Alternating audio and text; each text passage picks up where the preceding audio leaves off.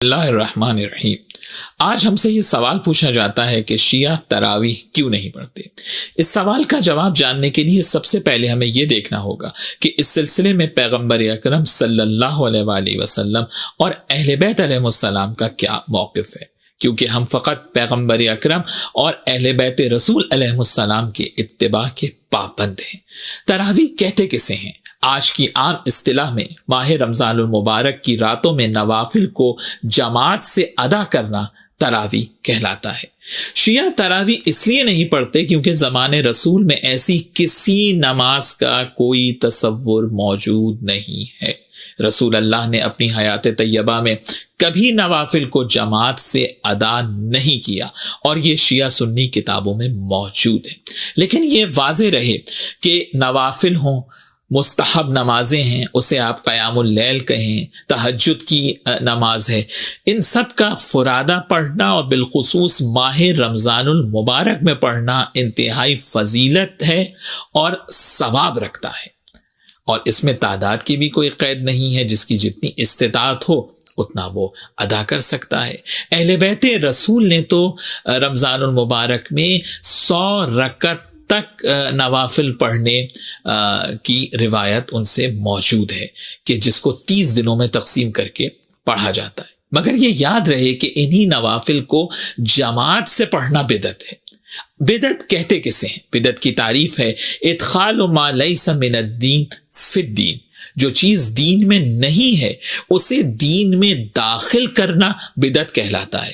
یہ بات بھی جاننا ضروری ہے کہ بدعت کا تعلق عصر جدید کی نئی ایجادات اور اس کے تقاضوں سے قطعا نہیں ہے، بلکہ بدعت سے مراد دین اور شریعت میں ایسی بات شامل کرنا ہے جو دین اور شریعت کا جز نہ ہو۔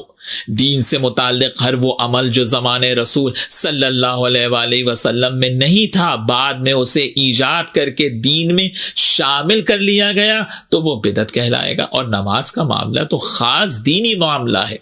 آج میں پہلے مکتب اہل بیت کی کتابوں کے حوالے یہاں پہ دینا چاہتا ہوں۔ مستدرک الوسائل میں ملا حسین نوری نے امام جعفر صادق علیہ السلام کا قول نقل کیا کہ امام صادق علیہ السلام ارشاد فرماتے ہیں کہ میرے جد رسول اللہ صلی اللہ علیہ وآلہ وسلم نے ارشاد فرمایا کہ اے لوگوں، نوافل کو رمضان اور غیر رمضان میں جماعت سے ادا نہ کرو۔ بہار الانوار میں علامہ مجلسی نے امام صادق علیہ السلام کا قول نقل کیا کہ امام نے ارشاد فرمایا کہ رمضان کے دن کا روزہ واجب ہے، اور رمضان کی رات میں نوافل کو جماعت سے پڑھنا بدعت ہے۔ امام علیہ السلام نے ارشاد فرمایا کہ میرے جد رسول اللہ صلی اللہ علیہ وآلہ وسلم نے کبھی نوافل کی جماعت نہیں کرائی۔ مولا علی علیہ السلام نے اپنی ظاہری خلافت میں خطبہ دیتے ہوئے ارشاد فرمایا، الکافی کی 8ویں جلد میں یہ خطبہ موجود ہے۔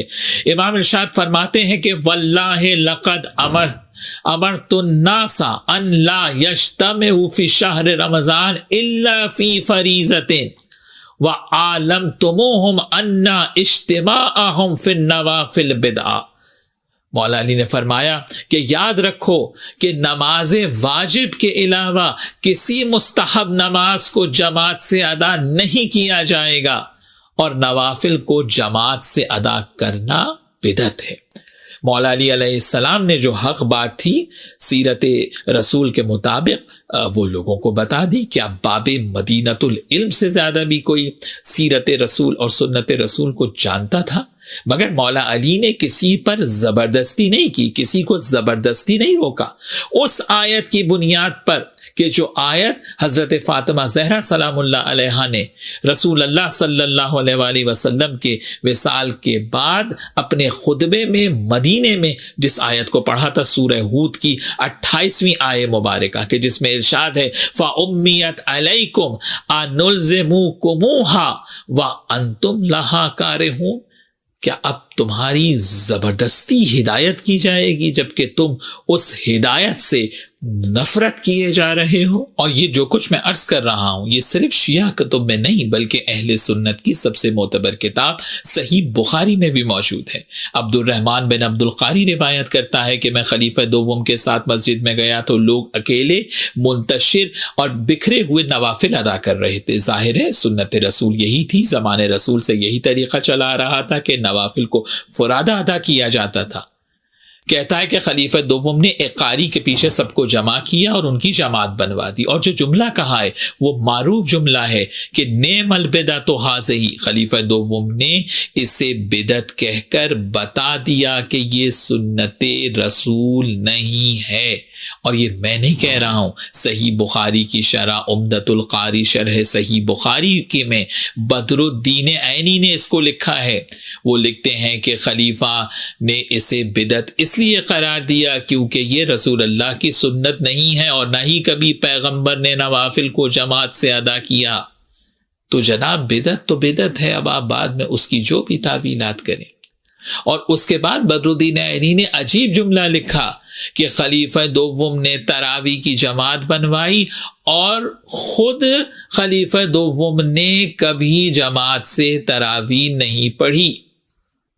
اور خالی یہ شرح صحیح بخاری نہیں، اہل سنت کی دیگر کتب کے اندر بھی موجود ہے۔ اس کے بعد فتح الباری شرح صحیح البخاری میں ابن حجر عسقلانی نے اس کو لکھا ہے کہ پیغمبر اکرم کے زمانے میں نوافل فرادہ ادا کیے جاتے تھے۔